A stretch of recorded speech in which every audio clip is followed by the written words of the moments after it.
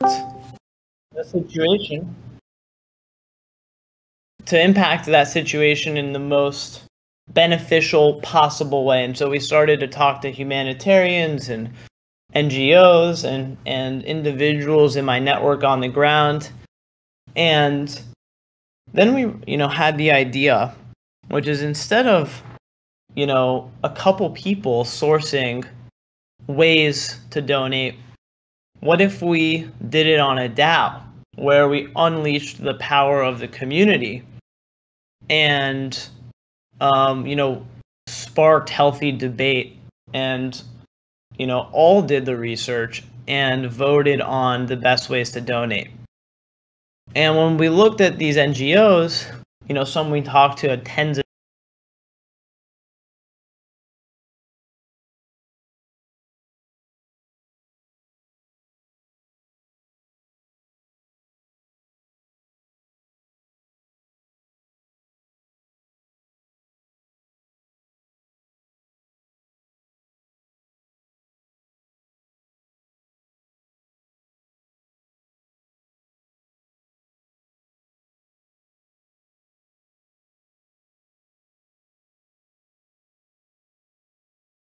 the thousand. Move is the ultimate platform to host it on, given the infrastructure, the endowment concept, and just a great launching off point and hopefully a long-term relationship here with Move. And so the idea is, create this DAO in a very organic way, leverage all of us here, and empower everybody to do the research, to be a part of the debate.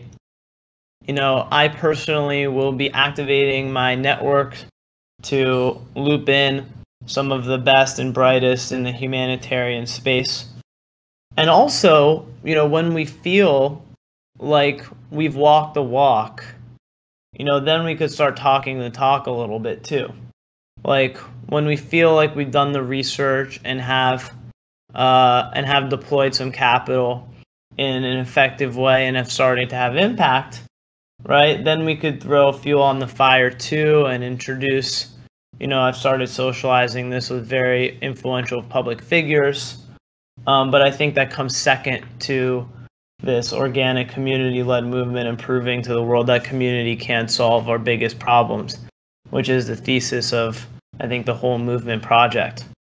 So without further adu, Tank Bottoms, I don't know if we want to open the floor up to questions. I know you've, or I could talk about some more kind of I could talk about next steps. We can open up to questions. Tank Bottoms, what do you recommend? I think if everyone's cool about like holding off some questions, I think one thing that we wanted to do is we had invited Daniel, the CTO of Rescue, to he's someone that we knew for a long time, that we trusted, to kind of advise us on what the options were. What are your thoughts in terms of letting him kind of perfect talk about that? I think that would be excellent. Okay. So I mean, I'll just give a quick intro. Like, we were kind of really lucky to known Daniel for a pretty long time. He's someone who's super bright, and he's someone that I trust to kind of tell us what's up, and in the vein of like, what's the best way to deploy, what's the most efficient way to deploy the capital, and how to best educate the DAO with options. He's someone that I thought that, and I think we all, when we discussed this, like, felt pretty confident that even if IRC wasn't the right place, he had the experience. So I'm going to let him talk now. That's why he's here. Pretty cool. Yeah, can you hear me? Yeah. Great. All right. So I think what I'll do is I'll give just a little bit on my background, and then talk through my connection. Talk a little bit about the situation, and then some of the work that the organization that I work for is doing, which is generally applicable to the humanitarian action and response in the region. And then I'll spend just a couple of minutes on just the funding models and a couple of different options to kind of help to think through what resonates and what's workable, what's efficient, and what the needs are. So my name is Daniel Coughlin. I'm the Director of Data Insights, Systems, and Architecture at the International Rescue Committee. The International Rescue Committee is a global humanitarian response and refugee resettlement organization. We have ongoing operations in 40 or so countries at any given time. And I have about 11 years of experience working in the humanitarian sector.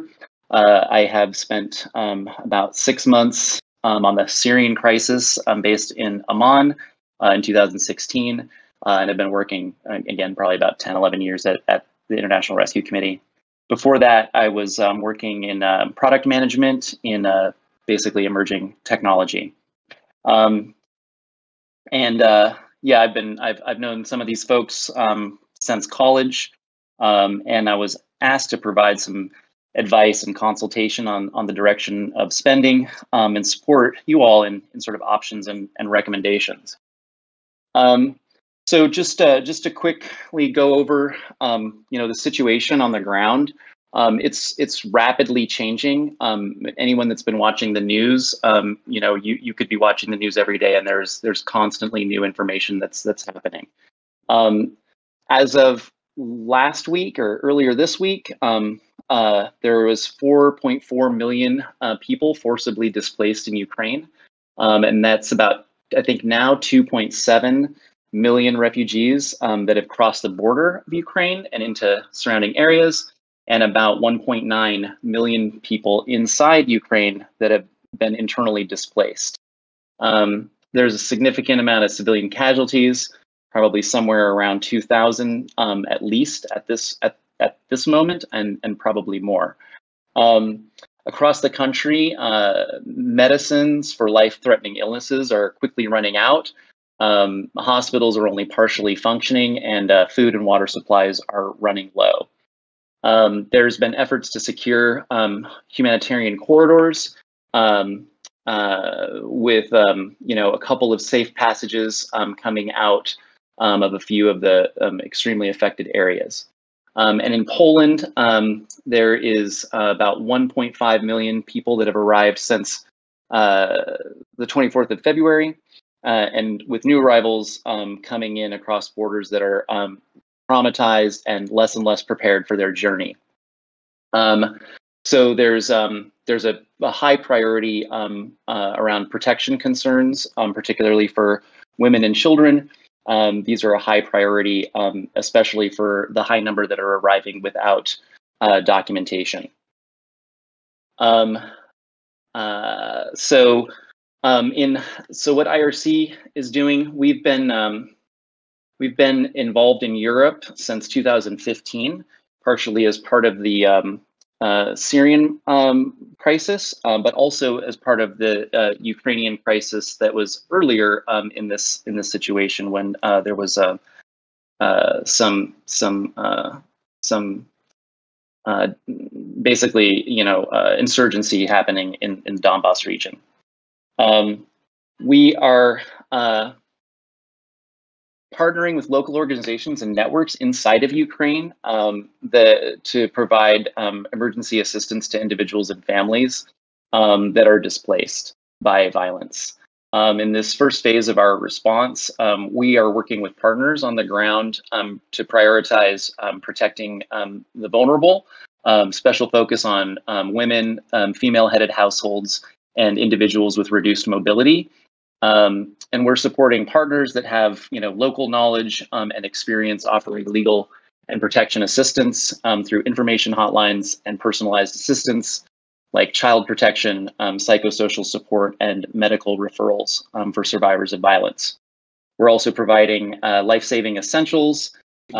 These are things like food, medical supplies, blankets, warm clothing, dignity kits for women and girls, and emergency cash assistance to empower families.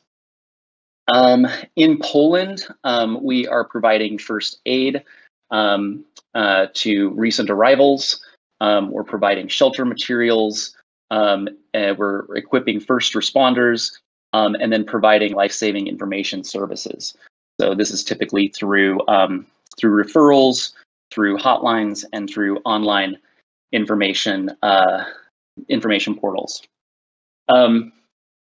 So that's generally the situation and what IRC is doing with partners on the ground in Ukraine and the vicinity. I think just to talk a little bit about humanitarian action and response. There's a typically funding is presented to humanitarian relief organizations in a couple of different forms. It's usually given as what is called an unrestricted gift, which could be basically you're making a donation and that donation can be used however the organization needs it to be used, and then it's prioritized based on organizational need and prioritization based on strategy and environment context. Then there are also restricted gifts, which typically are restricted to a specific theme, region, or particular activity. So for instance, in this case, we would be talking specifically about the Ukraine crisis. So a gift that would be restricted to the Ukraine crisis would be used specifically for Ukraine.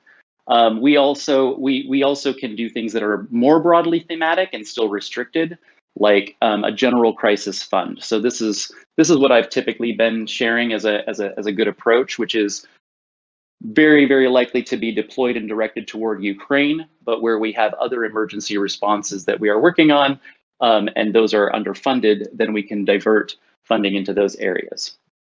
Then when you think about the kinds of things that humanitarian response organizations do, and then what organizations at different scales can do. So I think we talked a little bit earlier about efficiency. So IRC is a large NGO. There are only about a small handful of comparable organizations that can respond rapidly, within 72 hours anywhere in the world, scale up an operation with hundreds of support staff and local partners within weeks. These kinds of operations are, they're typically thought of as more efficient because we have the know-how, we have the reach and the capabilities and technical expertise to be able to respond in this fashion. So quickly with really professionalized services. Inside of that, there are really a couple of different things to think about in terms of how we think about funding. Probably the most efficient way to support refugees, displaced people, is with cash, if it's a possibility. So this is really borne out by research, and has been a pretty hot topic for the last several years. Basically, the idea is that if it's feasible to assist people with cash, then that is the cheapest approach to deliver aid, and also the most efficient, and also provides the most the most choice that an individual receiving that aid can then assume. So it empowers individuals receiving aid to choose how they want to be, basically supported. And then the other thing about that is that it typically results in optimal outcomes for the people involved. And so when we can deliver aid through cash, we work through that modality.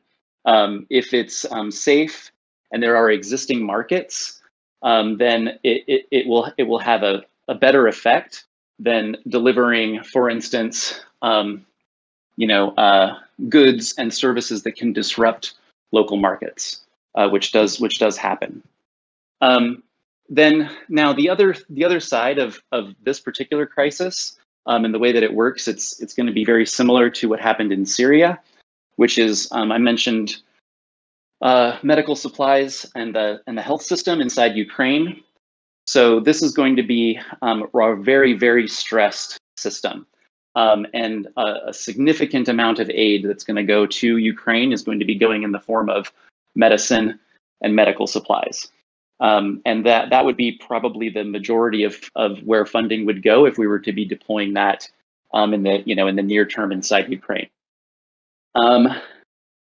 And so if you're thinking about efficiency, cash is the best. If you're thinking about immediate internal life-saving support, medical supplies and pharmaceuticals inside Ukraine is the way to go. Now there are other options. There are other options that, like for instance, donations directly to the Ukrainian government. That's one option. Don't know exactly how that would be used, although I think that can be directed somewhat. I've heard that they're also doing a cash assistance program, although internally we don't know how long that will last or how robust it is. The other options are giving to on the ground local partners, which typically you can get a little bit more of an insight on exactly what they're doing. It will tend to have more overhead associated with it, and may not be as efficient as a funding option.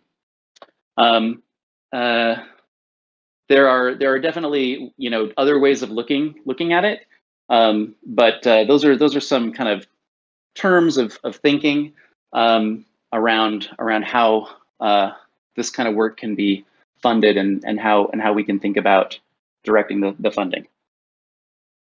And I'll just pause there, or see if anyone has any questions or want to talk through any of this.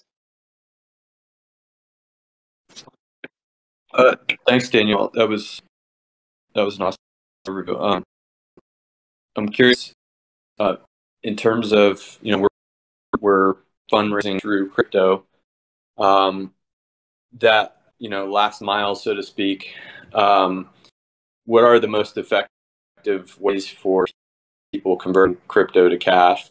Or, I guess another question is, are some of these organizations that you work with, do they directly accept crypto? Or is there potentially an extra step of, us raising money in crypto, converting to dollars or some fiat currency, and then having to wire that money to these organizations? Yeah, great question. So I think what you'll find is that global NGOs are, maybe a half a step, 2 steps back in terms of our sort of, call it, how crypto forward we are. There's definitely more and more interest and ability to take crypto donations and be able to convert it. Local organizations will probably have a little bit more flexibility in that way. So that and my understanding and what I've worked with our internal with my colleagues internally is that very likely would be able to take a crypto donation as IRC.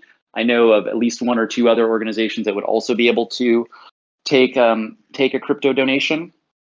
So I don't think that would necessarily be too complicating of a factor. Typically, we would be sending either fiat, most likely fiat, through our means. But what you said actually does bring up another point that I'd like to get at, which is the partnerships. So this is an emerging area in humanitarian action where organizations like the one that I work with are really emphasizing our work with local partners, and really trying to basically get out of their way, and provide funding for them while supporting them in basically like compliant financial records keeping, so that they can work with like government donors to be able to report and adequately monitor their funding and activities. So that's another thing just to be thinking about, is that larger organizations very likely should be providing pass-through funding to local or national partners on the ground. So that's one thing. The other thing, I guess, just back to the point, I don't really see an issue with crypto as the funding mechanism. I mean, it may be a little bit tricky, but there's going to be ways around it. It's just we're all new to this world. Great. Thanks so much. Hey, Daniel, first off, thank you for all the amazing work IRC does that you do. It's you guys do important work. And we're so grateful to have you here on the project. This is potentially a harder question, but we are striving to build a community-centric impact organization, and obviously want to closely partner with you and the IRC team. Well, with you as a person, and then IRC as a organization is kind of a separate discussion, and it's something that we want as well. How can a partnership with PeaceDAO result in greater efficiency of spend than someone just donating to IRC on their own?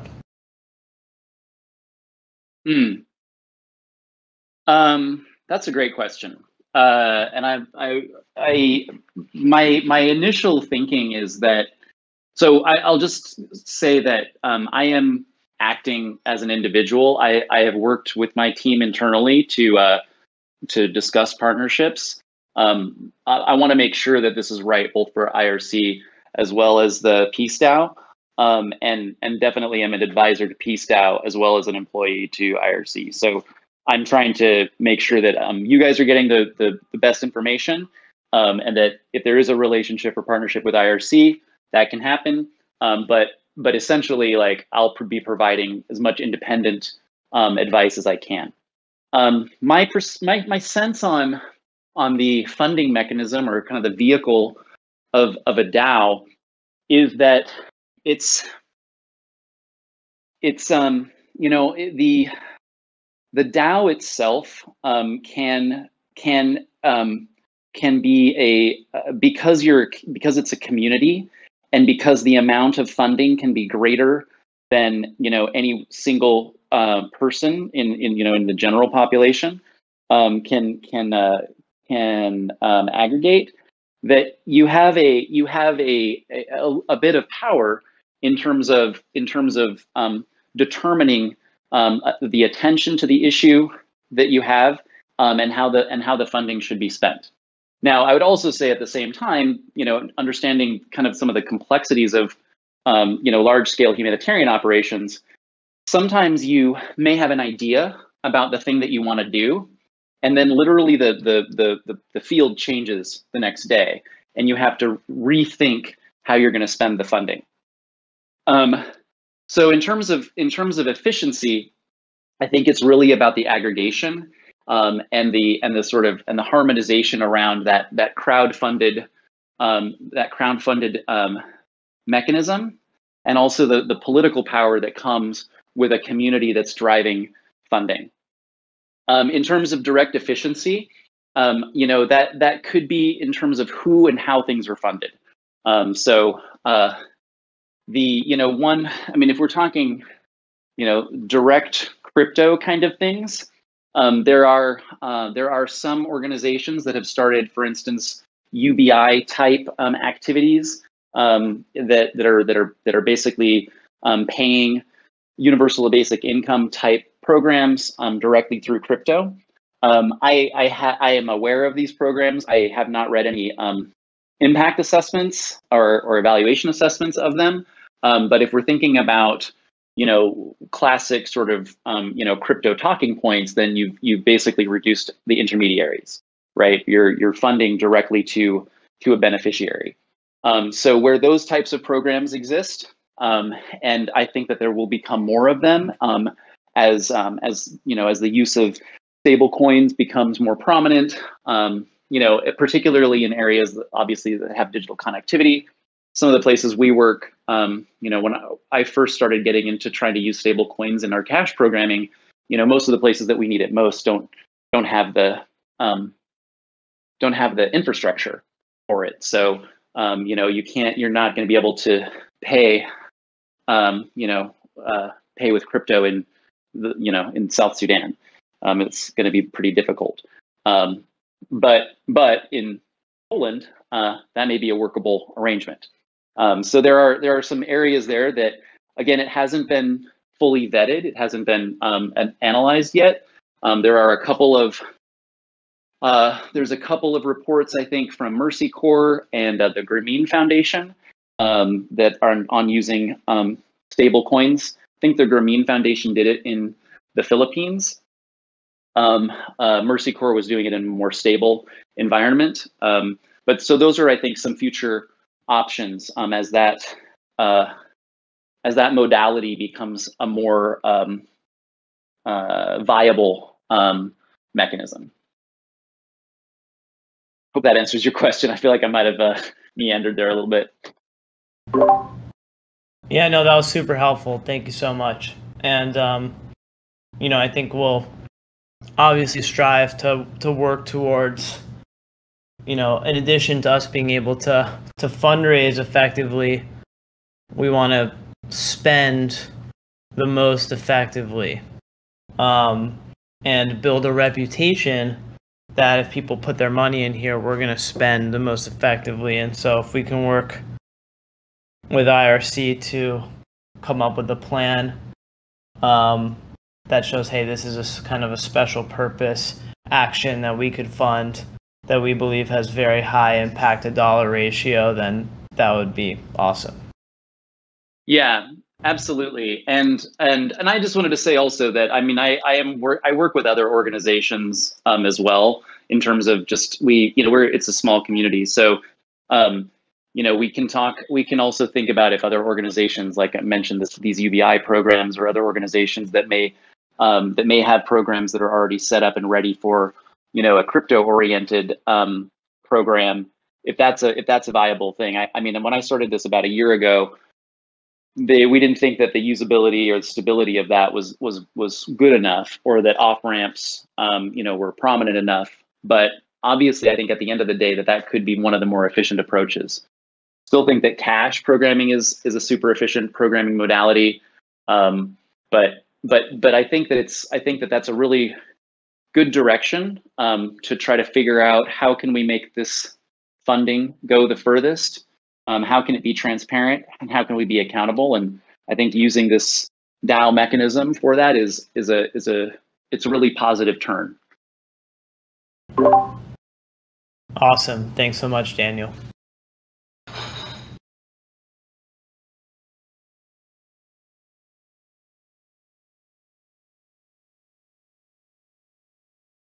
Can I jump in and ask thank you, Daniel, for spending the time. So, I mean, if we're to kind of summarize, I'm not going to try to summarize everything, but basically, because it's DAO is a collection of people that has untapped political power with focused with funds in which the DAO could put specific requirements around the use of proceeds to any organization that's going to deploy it. that's something unique, and that's something viable in this situation.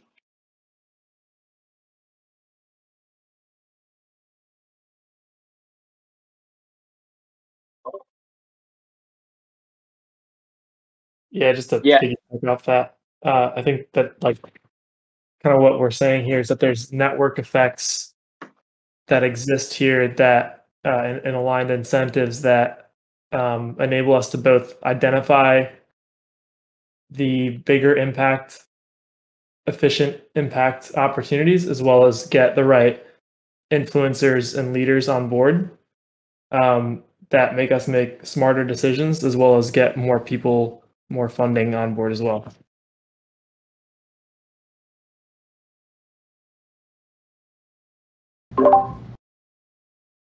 Yeah, I think a strategy. I mean, thinking about it, you know, I've been thinking about almost, you know, there is the direct funding, and I'll explain a little bit about, you know, one of my work at IRC, and why I am a bit resistant to trying to focus on just a single particular issue or have extremely restricted funding, because of what I do and how I've seen it work and not work.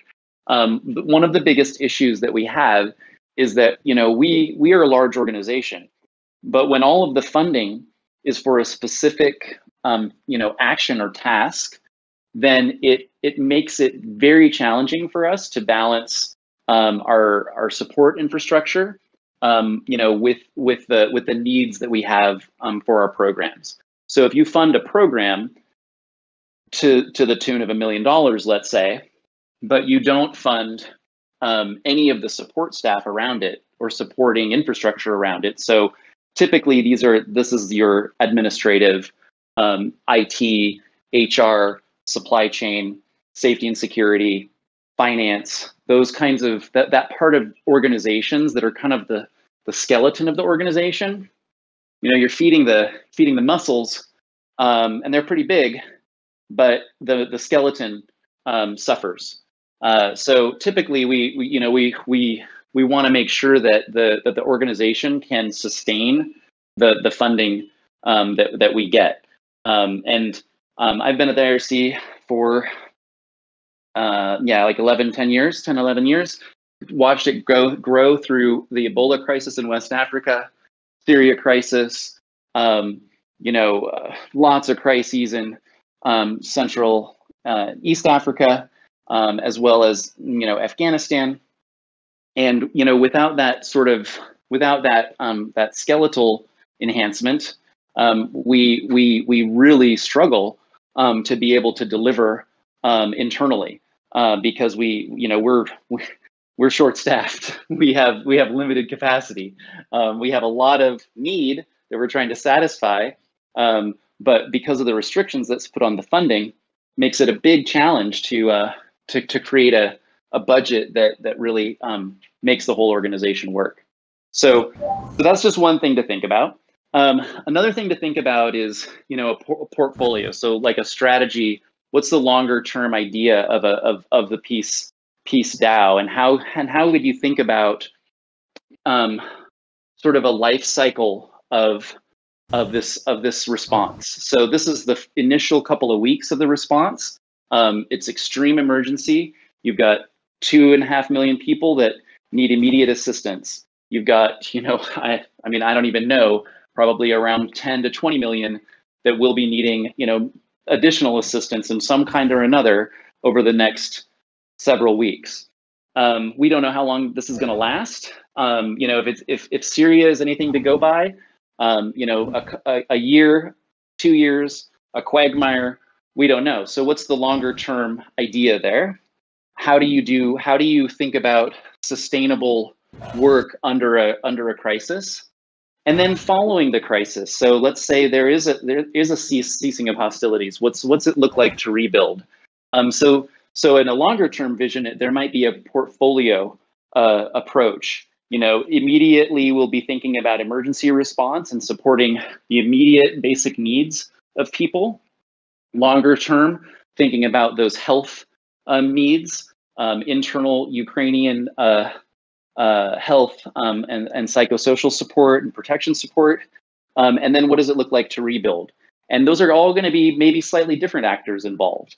And the further along we get, the more local actors will be involved, because there will be a building up of that capacity as we work through this crisis. So that's just another approach to be thinking about, is like, what's a portfolio strategy? What are the goals that we have, and how do we want to achieve them? Right. This is super helpful, Daniel, because you're helping us as a key advisor here as an individual. We're asking questions about IRC and I think not because of IRC specifically, but a broader question we need to answer as a community, which is, how do we work with large organizations, right? What's our philosophy towards that? And this is a really helpful example, kind of, since you're able to play both sides. We think that you can play a huge role in helping us broker an amazing partnership with IRC, who's one of the most notable institutions around. And we think if we can broker this relationship in a way where we all feel good about the type of deal that's struck, then that could serve as a framework going forward.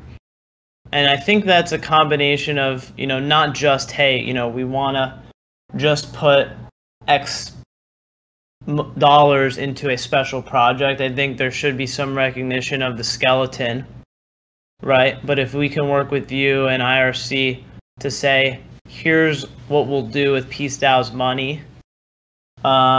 Here's, how much we need for the skeleton that should go to IRC core, but, here's where the most impact can be driven right now in Ukraine, and, here's the program that we can dedicate a large majority of the funds towards. I think, working together on something like that could be great.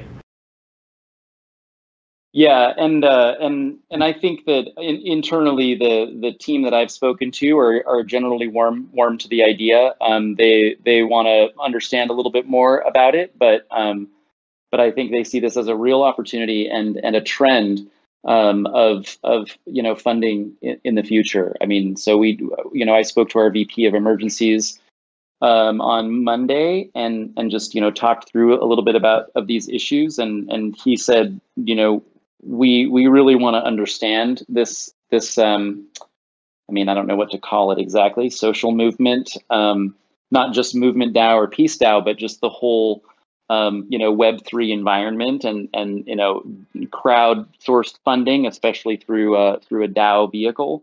It's very likely a trend that we'll see more of in the future. And I think we as an organization need to understand how to partner with this type of an entity.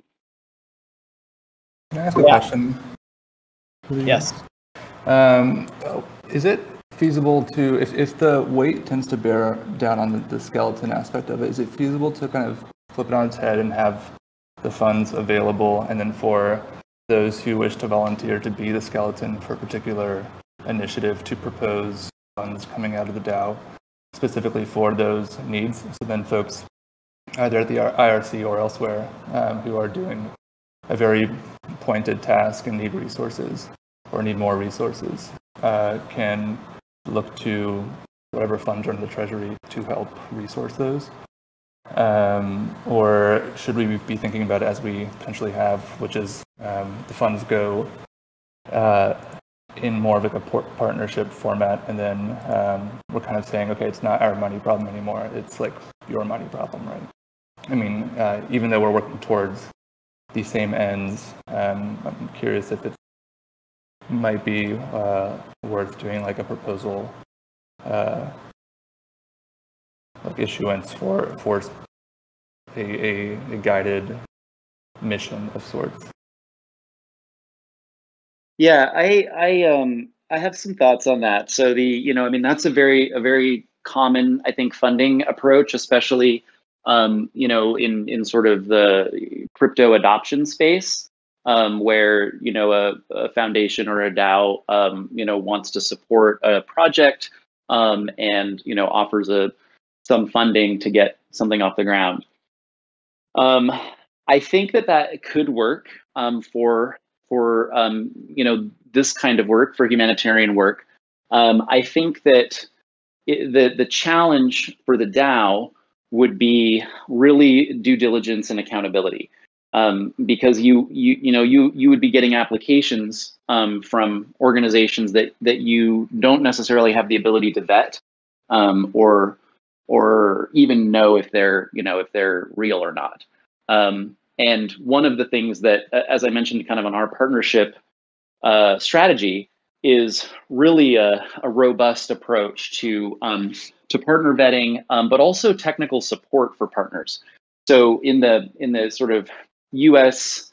aid and UK aid world, what they want is to develop local capacity, and that means civil society, nonprofit organizations in in the countries that we work, to build their own ability, to sort of manage their own crises, or whatever kinds of actions around civil society.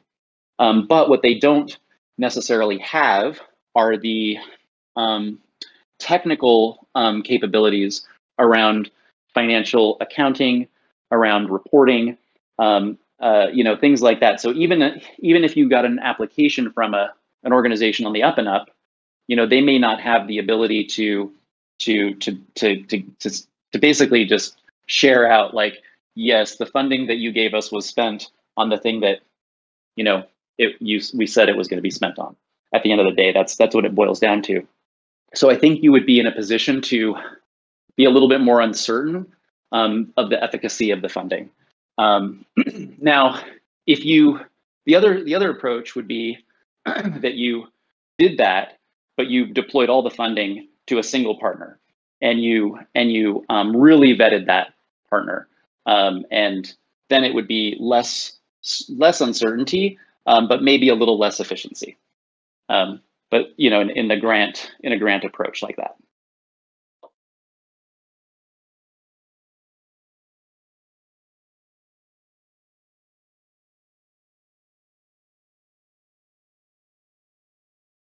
Daniel, I had a question for you.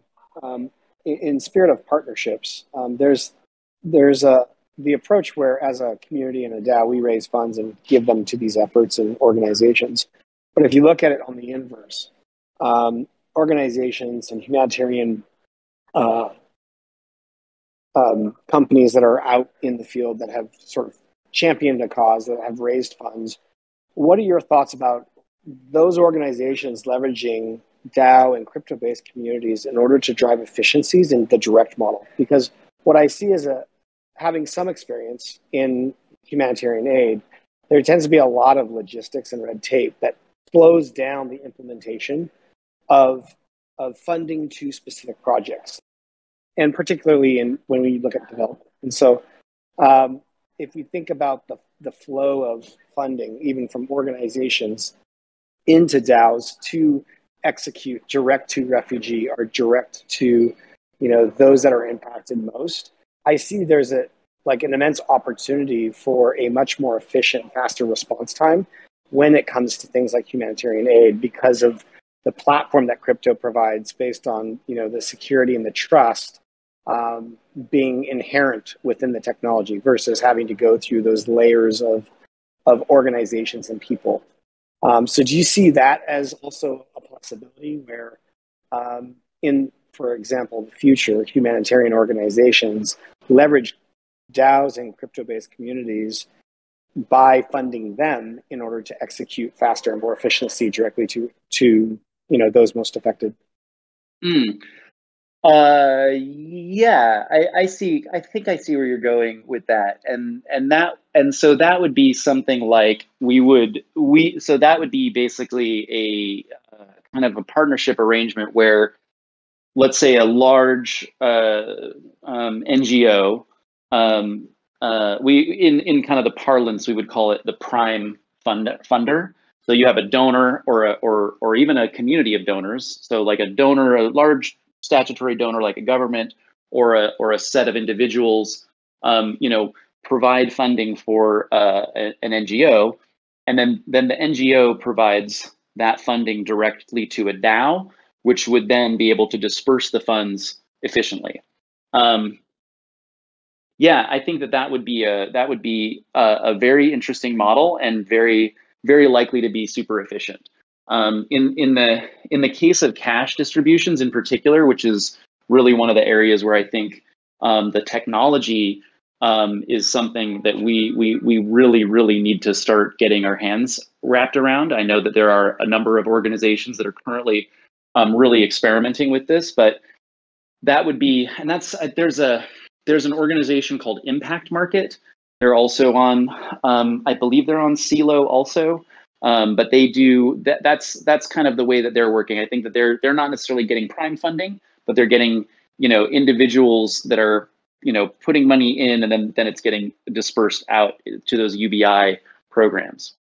Now, what this could be is something like the DAO. The thing is, what I think the issue is that you have to be able to have some operational mechanism of registering the people or families in need, and how you register them, how you determine the sort of I guess the sort of the need itself, right? So this is where the people that do needs assessment professionally go into a community and determine kind of the market prices, determine that sort of the gap and the poverty level, do a survey on families in need or crisis, register them, and then distribute cash to them, and then check in 6 months to see their status. So that's kind of a highly technical piece of work that what I can see is those types of programs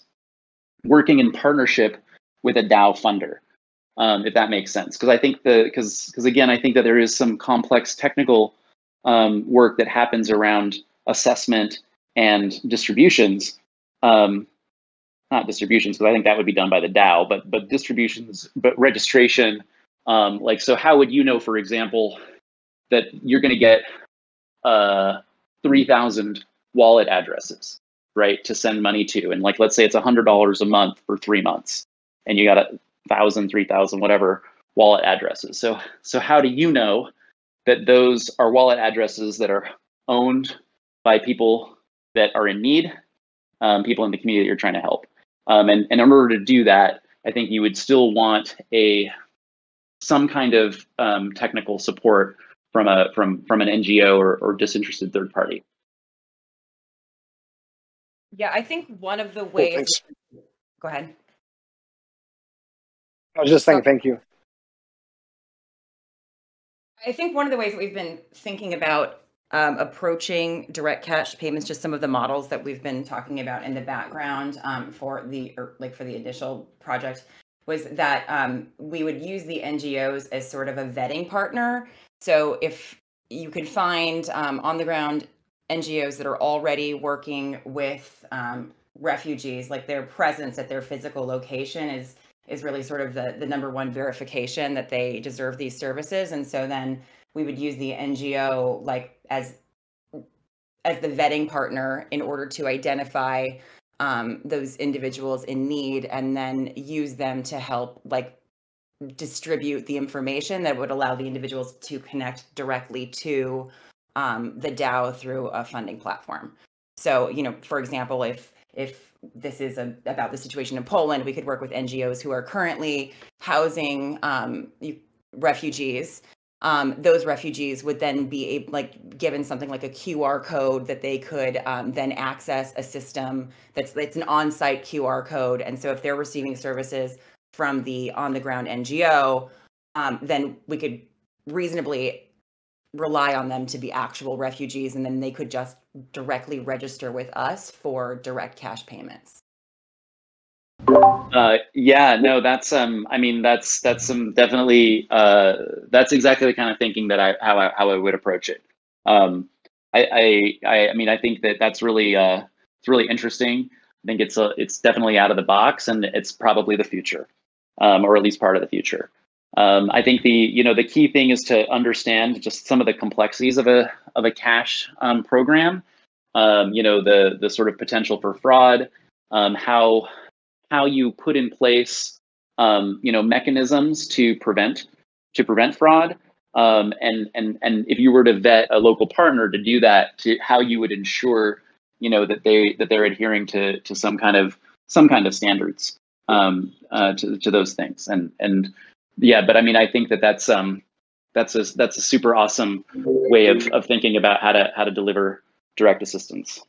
Yeah, one of the things, in addition to just having to be like physically present in order to register, to register for payments, this is just an idea.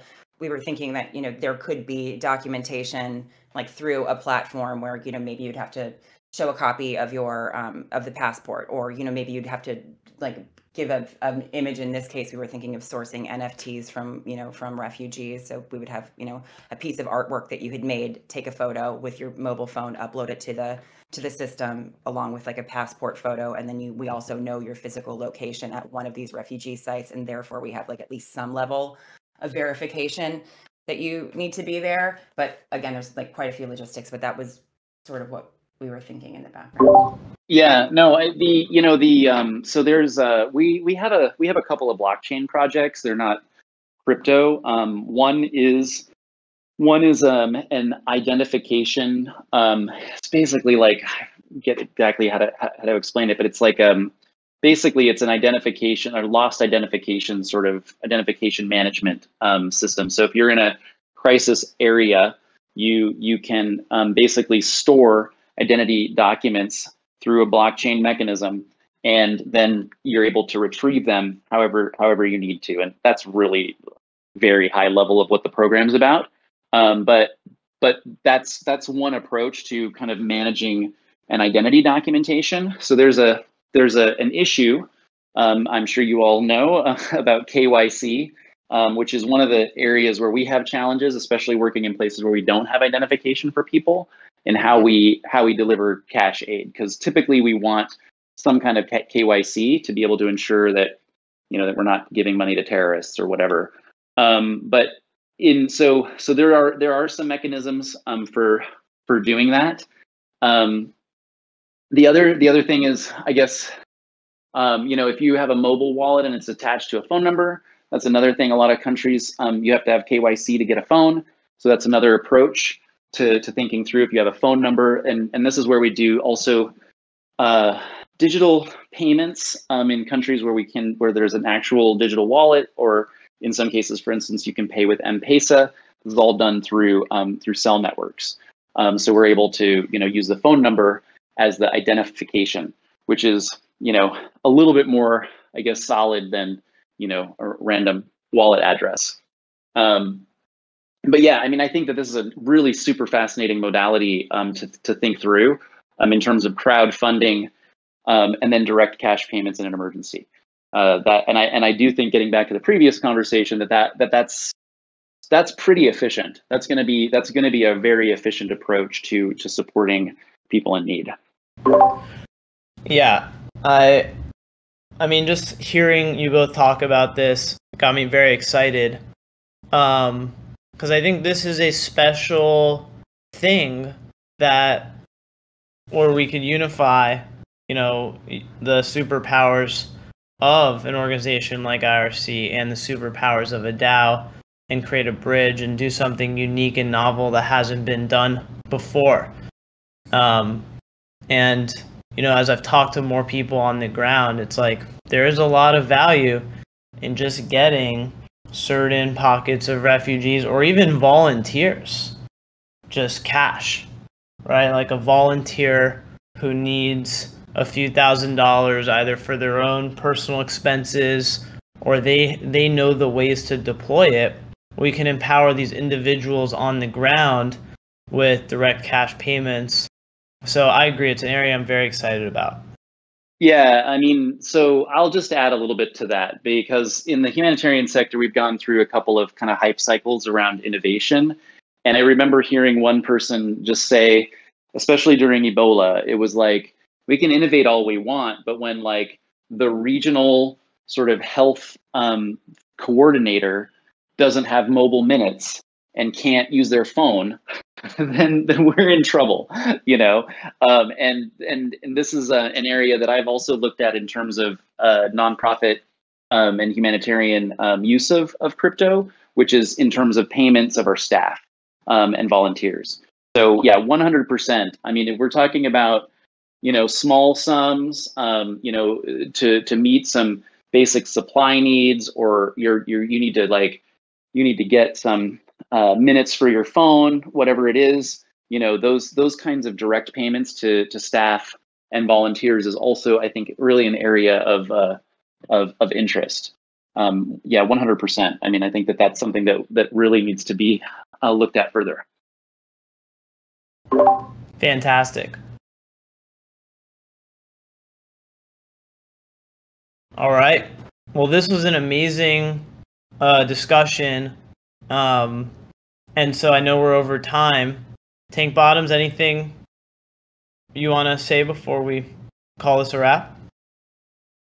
Yeah, I'd like to invite Django if he had anything to add, or I'd also like to have our community thank its community, and I hope that our communities can work together on onboarding and as we work towards V2, adding in features that would be beneficial for the marketplace as a whole in terms of DAO tooling, and certainly want to extend very heartfelt thank you for all the time you spent with me personally, as well as working with our DAO in terms of onboarding and giving advice to stuff. And I wanted to just give him the floor if there's anything that he wants to add or talk about.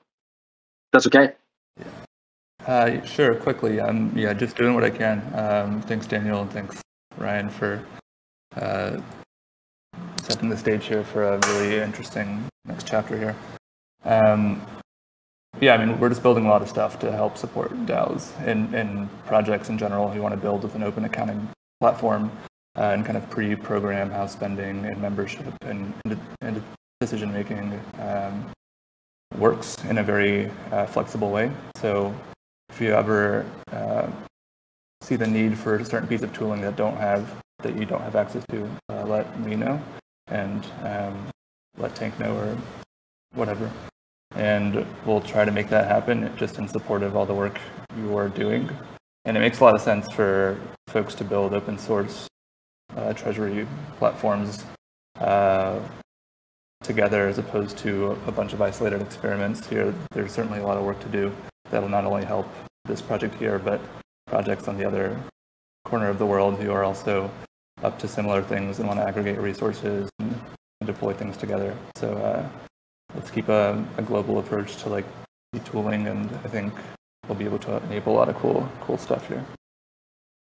Appreciate everybody. Couldn't agree more, Django. We're super grateful for everything you've built. You've blazed the trail for this entire DAO movement, and it's just an honor to be in the same room as you. So thank you once again, and thank you to everybody who participated in this amazing conversation. Let's go spread some peace. Thank you, everybody. Thanks very much. Thanks, everybody. Bye. Awesome. Thank you all. Bye. Thank you. Woohoo! Let's raise some money.